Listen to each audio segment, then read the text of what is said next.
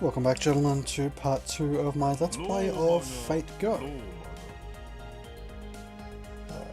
I'm in Rome.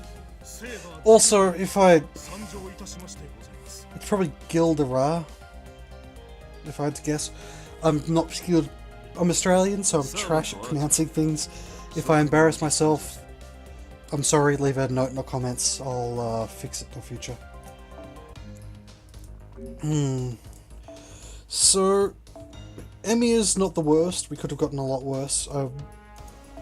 Emiya is probably one of the top 3 units you can get in the 4-star gacha. But that's because of his long-term prospects rather than his current level of power. Having an archer is nice. There's not many archers at the moment in the 3-star draw. I think only Robin. So it does have its side benefits. And we can just choose to have a level 70 person help us out. I'm not going to do that. Do we have someone with a relatively low level servant? As I said, I do sort of want to... someone's going to have a Lily here. We get Lily for free, so we'll be able to use her as well as another SR unit if we want. We may have to because my initial rolls weren't that good. She's not a great unit, but she's free.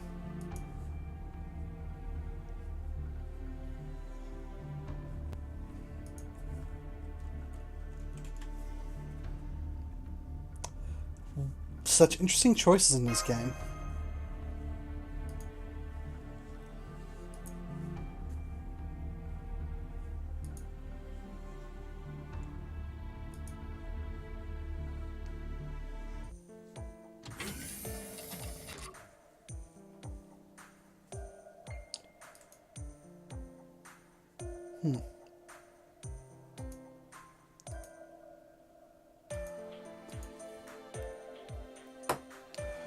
And we get a flashback to 10 minutes ago.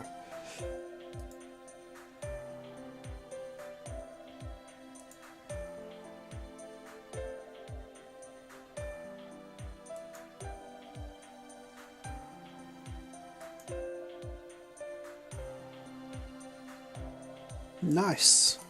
See, she has a vision.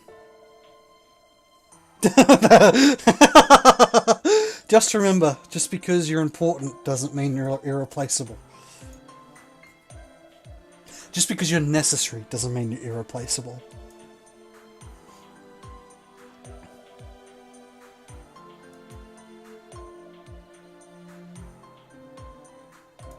See, she's, well,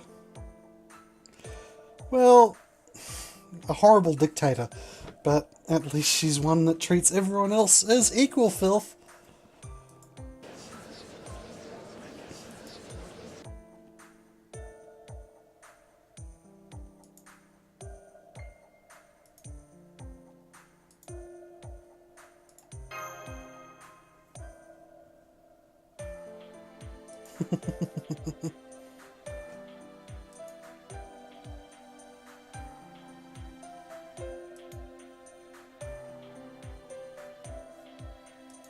And she's losing controls of the room.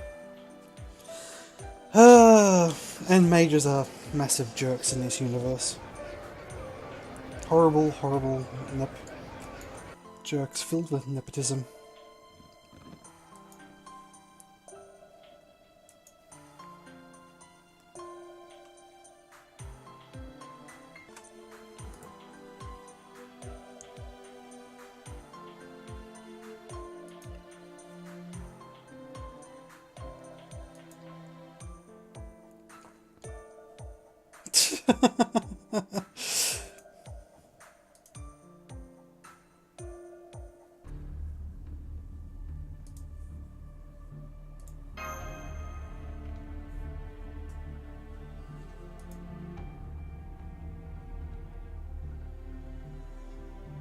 That's fine.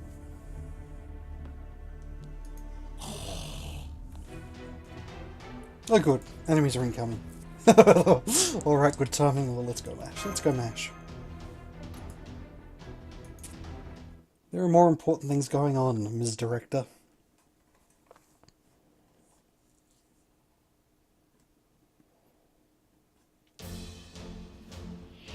Gotta kill these really shitty zombies.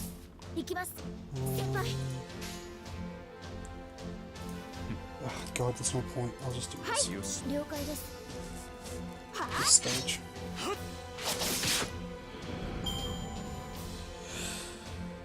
Ooh, hopefully my 10 roll is good, or at least decent. I'd love to get another SSR, or at least I'd love to get a good 3-star.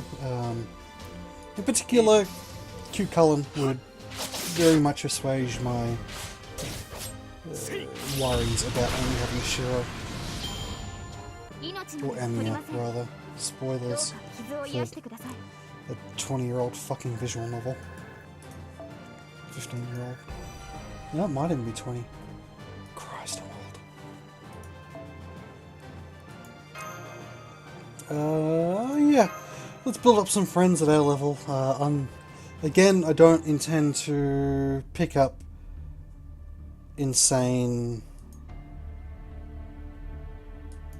friend units to carry me.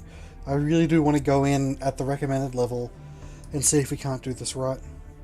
Although, that being said, I'm probably going to have to power level myself when we get to the end of France.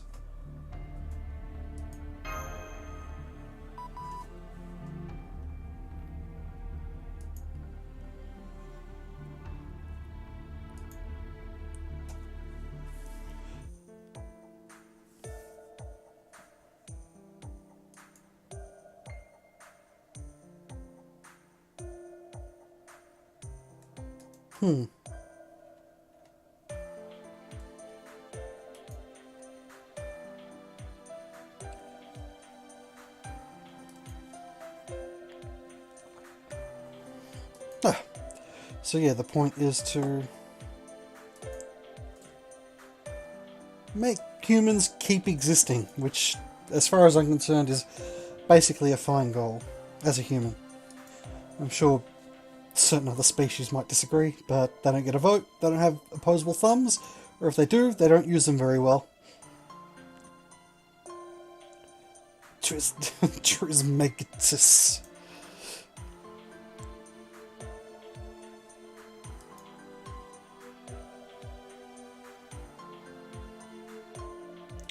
If you change a future that's been predicted, you're killing a lot of people. But hey, whatever. We're mages, we don't give a shit. Like, if there's a future that is otherwise set in stone without your intervention, by changing it, you've killed every baby that gets born after the point that you change it. Well, not quite after, probably propagates out about, like, what, 6 months to a year later of a significant change in a certain geographical region. In fact, it'd be faster these days. It would take not long for tiny differences to add up and mean that different sperm hit the ovum. That's really the big difference. Like, it's so incredibly unlikely that you were the person that will be born that a slight change will change who gets born. At least half of who gets born. The other half will likely remain the same, at least until the differences spiral out to be even bigger, 2-3 years after.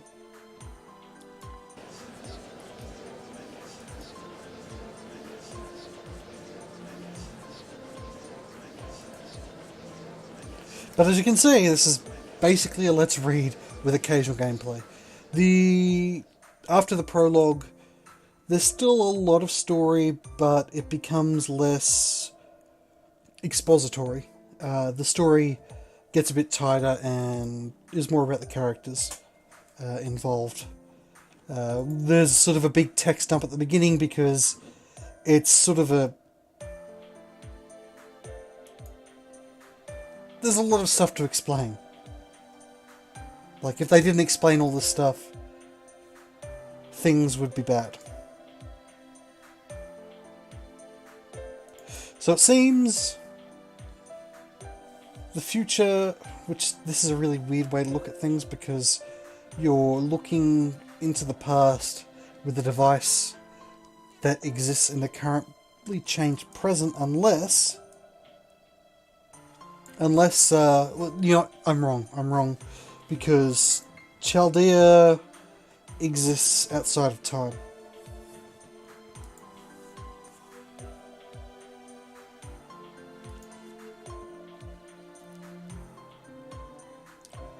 So, humanity is going to die for some reason, and we're going to fix it.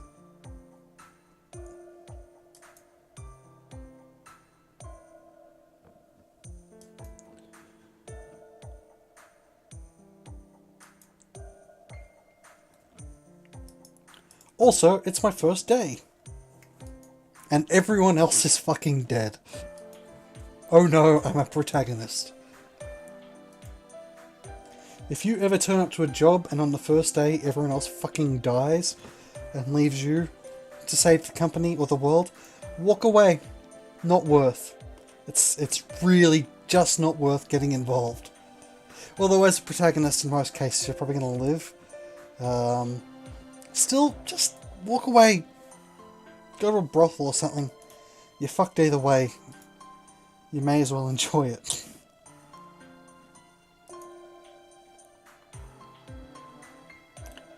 Also, this is like my favourite concept, sort of, which is the idea of invading the past, because there's no way those fuckers would expect it. Just watch out for those pricks in the future, that they don't try something with us. We are invading the past with 48 people isn't an army necessarily. 48 mages is getting close to an army. 48 mages with 48 servants is a fucking legion. It is by far the strongest army that's ever existed in the world. I cannot think of anything, even the current American army, pales in comparison to 48 mages and 48 heroic spirits.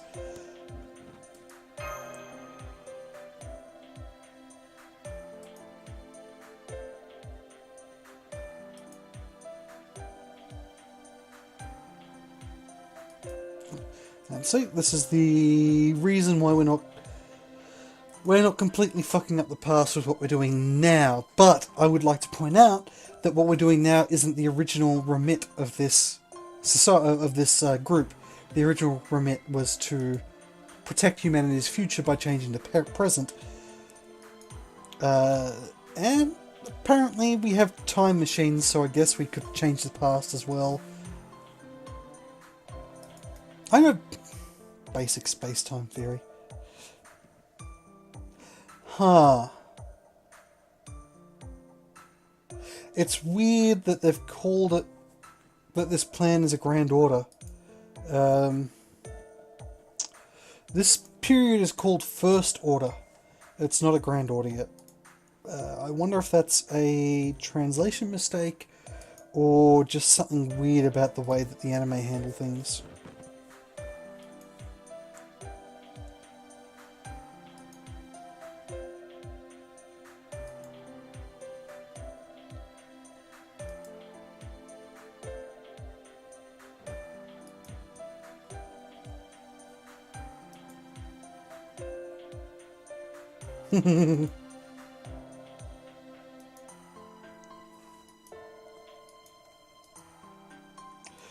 You might be noticing that there's something weird about MASH in general. I don't necessarily think there's any reason for that. I think she's just a fucking weirdo neat person. She isn't a robot or anything.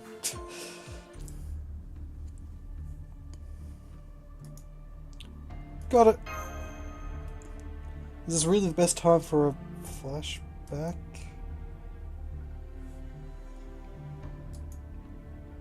The fuck are you talking about?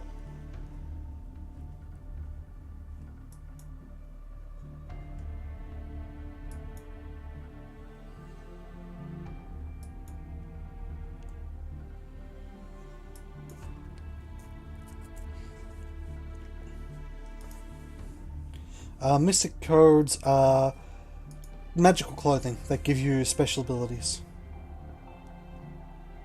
Aye, great director Murray.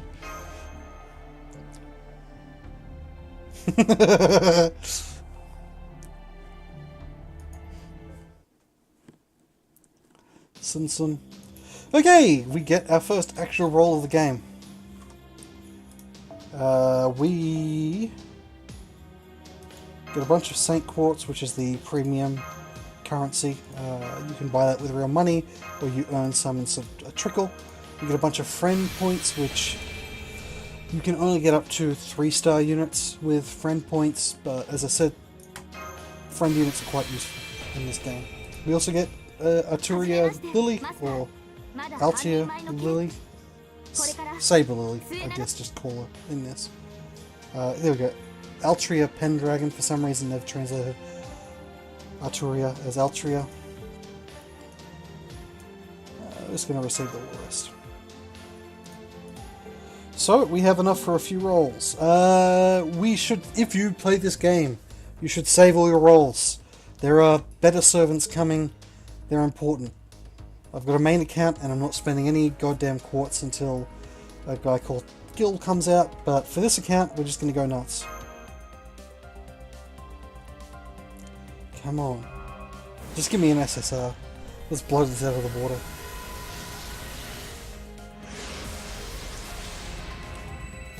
It's probably Medea.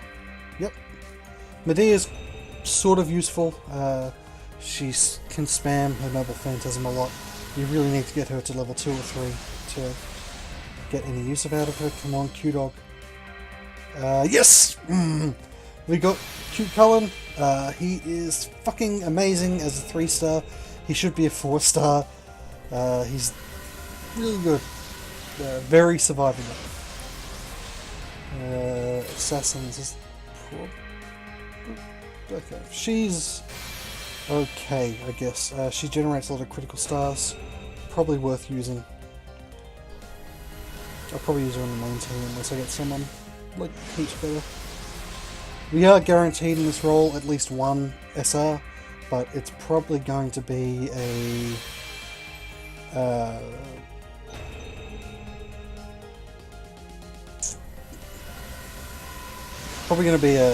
yeah, here we go, a craft essence, and that'll be it. How unfortunate! It's not even a particularly good one. Oh wait, we've still got more. But come on, no. Berserker Darius. I've never used Darius. Berserkers are sort of useful. They deal 1.5 times damage to anyone else, but they take 2 times damage in return. They're your ultimate glass cannon class. Archer, this will be Robin, who's possibly better than Emir at this point, so we may be rolling with a 3-star team. There's something to be said for rolling with a 3-star team. You know what, I'm going to roll with a 3-star team unless I pull someone I really like.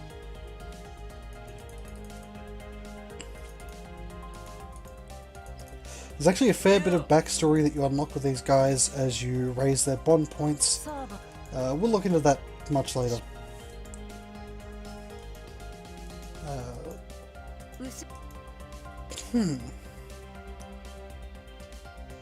I'll have to have a look at Darius's abilities. He might be worth using. Robin's such a cool guy. He's got a pretty powerful Noble Phantasm nuke. From memory, what is it? It's a single target. It's a single target arts, but it's single target. A single target Phantasm is quite useful. And that's not that great. Golden Rule E also isn't great. Lets him use more. God, no. Okay, anyway. I'll still use him. I quite like him, and Emir isn't great at this point. There's nothing that Emir has that I particularly think is going to set him above Robin, apart from some extra stats. He's going to be harder to raise as well, in terms of Ascension, which we'll also talk about later. Well, let's throw caution to the wind and do a bunch of single rolls. Primeval Curse is the worst CE in the game. That's because it's wastes a 4-star slot and is completely fucking worthless. And it shows up all the time because the game hates you. We will be using her probably over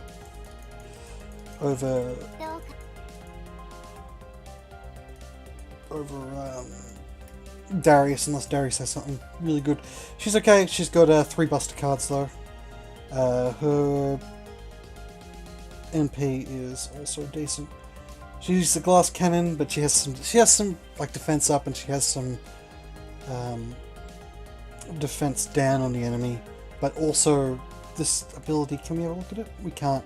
It also increases the attack of the enemy, so it's not super great, but I'm comfortable with her. I know her, so I'll probably end up using her. Another goddamn Guild Kid, which is pretty much worthless at this point. He gets strengthening later, which makes him better. One last, come on, give me Jean, rather. No, Protection Magecraft, which is quick up? No, Arts Up. Okay, Arts Up by 15% isn't a terrible card. It will also go quite well with Robin. Now what we hope is that we get another copy of Robin through doing this. We should also get a bunch of cheap EXP cards. She's useless as a 1-star assassin. Lots of people waifu her and grail her and make her into like a level 100 unit, because you've got a limited amount, but you can basically make any character into the highest level in the game by using a limited resource. Food cards boost. This gives a permanent boost to a servant, which has a maximum of an extra 999 attack and 999 HP. Come on, give me... We've got Q, which is, God help us, going to be enough to get us through the start of the game. Leonidas is sort of useful. Hassan... I've never used Hassan. Leonidas is a tank. He has a taunt on him and battle continuation, which means when he dies he comes back alive once. He can be quite useful in conjunction with a berserker. Really though, you want... It's sort of a cheese strat, but he is useful. Hassan... I don't remember what he... Okay, he's got critical stars, he's got a critical damage up, and he's got evade. That's not too bad. 3 quick cards. What's his? And quick single target. Huh. He's not awful. I might think about it. I mean, being 2 stars, they do tend to have lower stats. Well, they definitely have lower stats in the higher classes, but you can also get their NP, their Noble Phantasm, up to level 5 without any particularly any hard work. Going forward, honestly, this is probably the last time you see me do any summons. I will do them off screen and just talk about them when we come back from me being off screen. But this is the basic, this is what you do to get more units. Spartacus, never used him. The problem is my Japanese account was quite good with a lot of SSRs, so there's a bunch of the lower units which, while they're still useful, I never got around to using, because explicitly an SSR is better than an SR except in 1 or 2 units cases, and an SR is better than an R in almost all cases. The exception is... One of the exceptions is Q Cullen, and Billy the Kid has his place, as does Uriel, but they're not until later. Let's do some party setup, shall we? So we've got a cost 26, and each unit and each craft essence has an associated... Yes, thank you, I don't need this. Has an associated cost with it. The higher rarity the unit is, in general, the more it costs. The exceptions being a certain event or free sort of gifted craft essences. We will immediately move Mash into the back. She's 0 cost, so basically you always take her with you. I think our front lineup should be Q. We've got this chicken MP2. So I think we do go with her. We don't want Lily. We don't really want to use a support unit if we don't have to, so we'll move the support unit right to the back. In fact, I'm going to generally be trying to use story support units. Who else? We don't need you, we've got Q. Let's go with Robin. It's not a terrible setup. I'd love to get Medusa. I quite like Medusa. She's not fantastic, but she's still useful. We'll go back row. Oh, we can't. We'll level up and we'll go back row her. As for now, we've got 5. Do we have anything worthwhile on 5? NP charge to 30% is probably going to be the best bet, unless is there a quick up? Nah. Yeah, we'll go with this. I believe Q is a 2-1-2.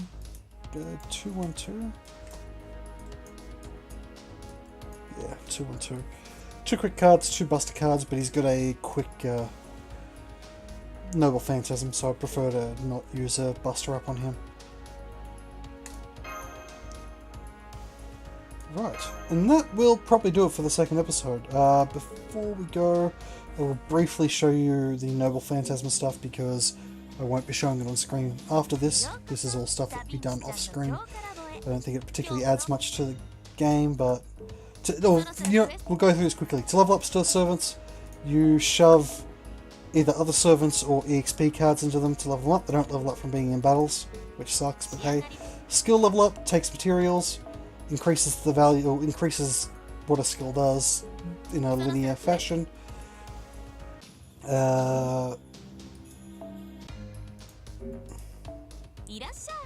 Craft essences, you can level up.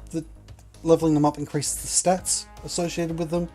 If you throw on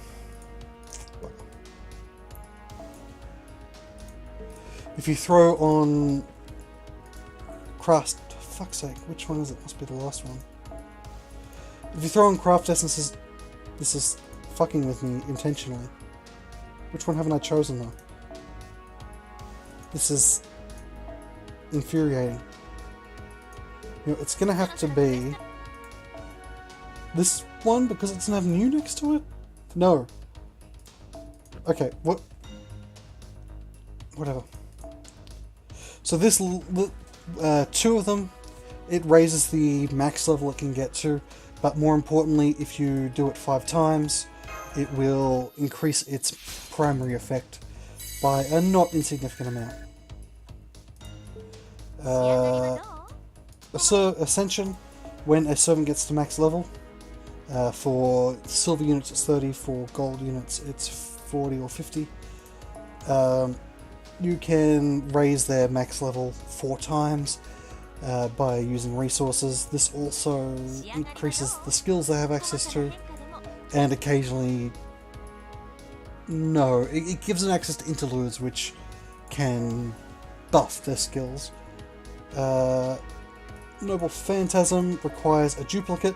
This is why one of the reasons that 3-star units can be quite good is that it's very easy to get a 3-star unit to Noble Phantasm. For fuck's sake. Get them to Phantasm level 5, whereas with gold units it's a lot harder to get them to higher Phantasm levels. We actually nearly don't have enough of the... There's money in this game. The money is only a limiting factor when you very first start and when you get to near the end of the game and you're trying to level up skills. But that's sort of a brief overview of that stuff. I'll see you on the other side. The recommended level for next quest is level 1, so I won't be leveling. I may do a little bit of leveling mid next episode in that case. See you on the other side, guys. See you on the other side.